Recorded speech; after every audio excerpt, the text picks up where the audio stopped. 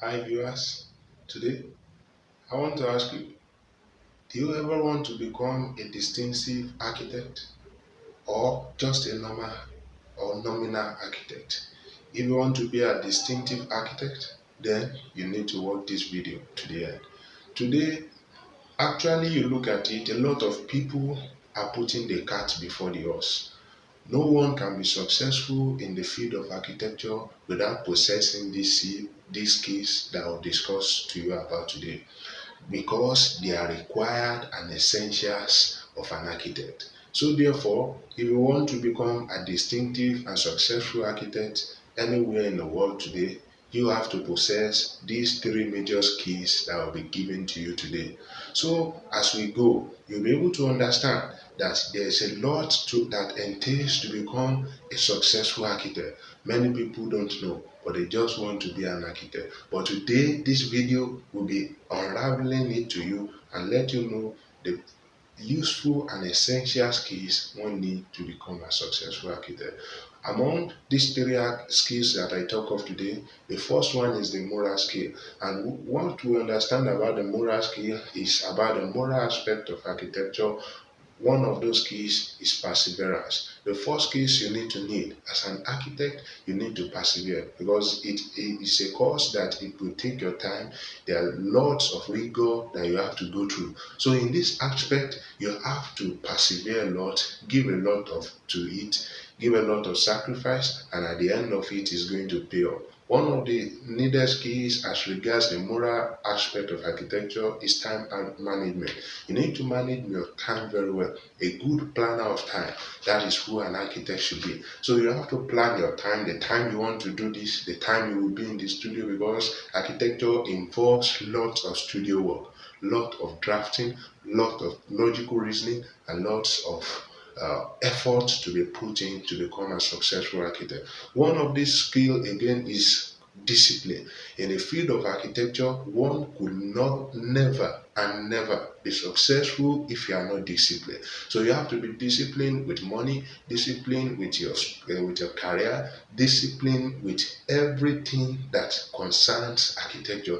So by this, one will become one is successful and a recognized icon in the field of architecture. At this juncture, as we continue, if you have not subscribed to this channel before, you can press the subscribe button and ring the bell, so that as many videos will be done that will be released, you'll be able to benefit directly from the source, and you'll be able to watch and have a lot of broadened knowledge as regards architecture, building, and a lot of associated phenomenon in the construction industry. So as we move to the second skill, under this skill, it entails a lot too, the social skill. In the social skill of architecture, one need to be able to present oneself. Presentation is needed even in a lot of fields and careers in life.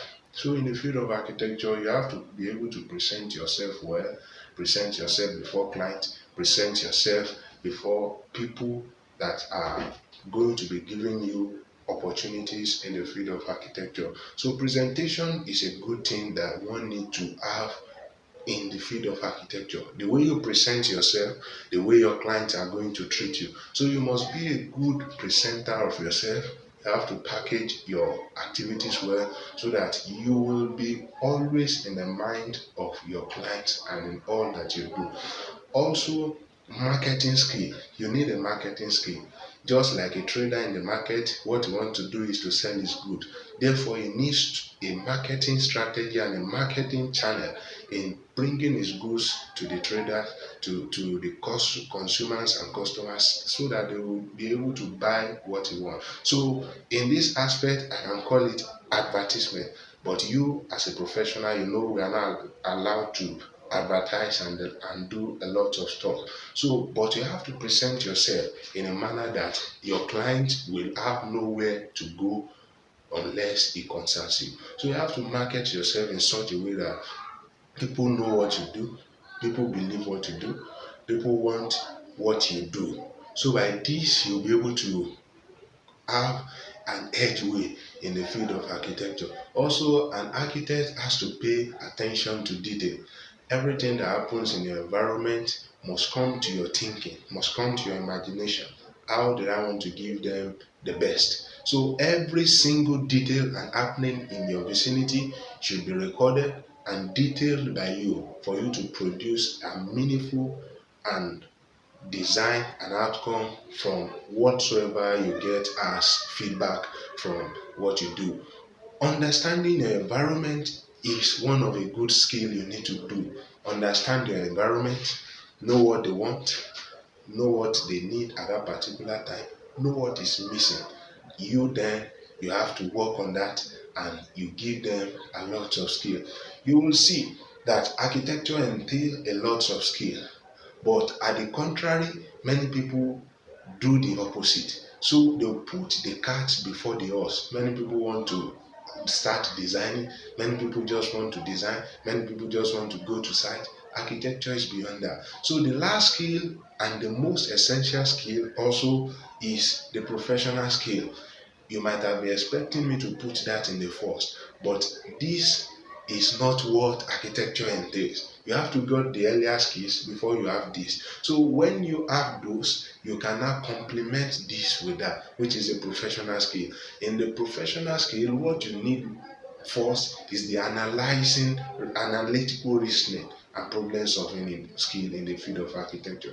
You have to analyze the problem, look at what it is, look at the cost, look at where it came from, and then you have to know what you are going to go about, how you are going to go about it. So after that, you talk about the logical reasoning skill. After you've analyzed, after you've determined the problem, you now reasoning, have a good reasoning skill. Then you reason logically and be creative in your reasoning. So at that point, you'll be able to come out with something that, yes, this is the problem, this is what I want to bring out from it, and then you bring it to your communicating skill. This is an important skill. As a professional, you should be able to communicate to the people in your team, to the people in your league, in that profession, so that what you do will be understandable to them, so that they'll be able to interpret your drawing, interpret your design. And one thing an architect needs and a professional in the field of architecture needs as a communication skill is the ability to represent each of his lines very well. Because we do with lines, the ability to present your line, and people can decode, other professionals can decode what your lines means, is a good communication attribute and skill in the field of architecture. So after this, you need an excellent design and drafting skill. That you might have been expecting that is the first thing, but this is the last phase of architecture. After you've done all this, you need a nice, compelling, excellent, and the drafting and design skill. So when you draft, you do it in such a way that is going to be distinctive. People know you for who you are. People know you for your drawing. People can identify that is distinctive or she's distinctive about the profession. So anything you present as a drawing should be good and distinctive. So after you've analyzed, after you've had logical reasoning, after you've communicated, try to communicate, in which you have to bring the communication under the umbrella of drafting and design. So there you have to come out with something meaningful and worthwhile to be able to showcase your architectural skill. So thereafter, you need a lot of teamwork spirit as an architect. You have to know how to relate with other professionals, the builders, the electrical officers, and all other peoples and artisans you have on site. So there you'll be able to relate with them well, because you have a teamwork spirit, a teamwork ability, and there you come out successful in everything you do. Let's not forget, to be a successful professional, you have to be a distinctive researcher. So under the comment section, I'll be leaving a link for you so that you can click. There's a material there that if you can get it, you'll be able to understand better and be able to read and do a lot of research that will be profiting and beneficial to you, that you'll be able to stand anywhere as a successful and respected architect in the field of construction. Thank you as you watch, and lots of videos will be coming as well. Subscribe to the channel so that as I release it immediately and the videos are being released, you'll be able to benefit from them judiciously, and you'll be able to have ample knowledge and gross opportunity to beat a lot of contenders and contemporaries in the field of architecture.